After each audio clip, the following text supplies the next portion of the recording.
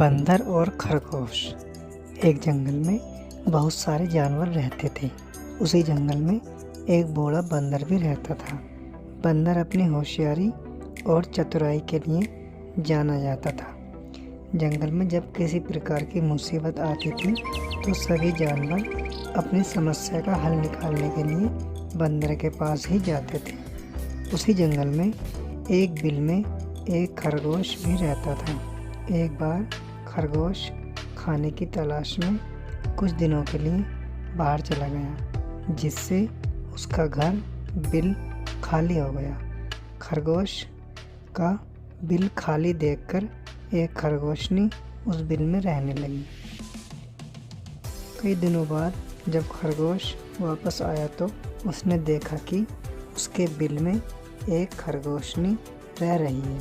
अपने बिल में खरगोशनी को रहता देख खरगोश को बहुत गुस्सा आया और खरगोश ने खरगोशनी से अपना बिल खाली करने के लिए कहा, किंतु खरगोशनी बोली, मैं यहाँ कई दिनों से रह रही हूँ और अब इस बिल पर मेरा अधिकार है।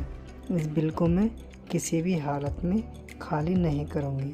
खरगोशनी की बात सुनकर खरगोश बोला, तुम तो अभी कुछ दिनों से ही इस बिल में रह रही हो। मैं तो यहाँ कई वर्षों से रह रहा हूँ। मैं कुछ दिनों के लिए बाहर चला गया तो तुम मेरे बिल पर कब्जा करना चाहती हो। मैं ऐसा नहीं होने दूँगा। इस प्रकार दोनों में काफ़ी विवाद होने लगा और समस्या का हल ना निकलते देख खरगोश और खरगोशनी उस बूढ़े बंदर के पास गए और दोनों ने उसे अपनी अपनी समस्या बतलाई।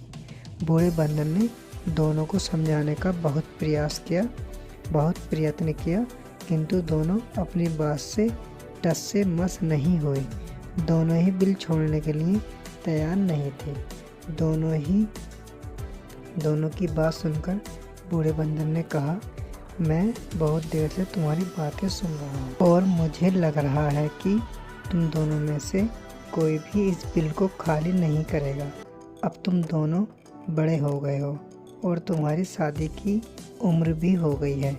मेरे विचार से तुम दोनों के स्वभाव भी आपस में मिलते हैं, इसलिए तुम दोनों को आपस में शादी कर लेना चाहिए।